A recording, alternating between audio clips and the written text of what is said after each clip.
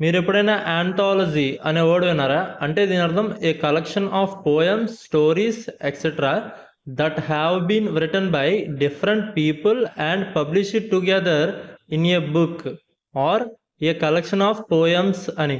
అంటే వివిధ రచయితలు లేదా కళాకారుల నుండి సేకరించిన కవితలు, కథలు, వ్యాసాలు లేదా ఇతర సాహిత్య రచనల సమాహారాన్నే యాంథాలజీ అనే వర్డ్తో మనం చెప్పొచ్చు. సో దీనికి ఎగ్జాంపుల్ చూస్తే the anthology of short stories was a best seller.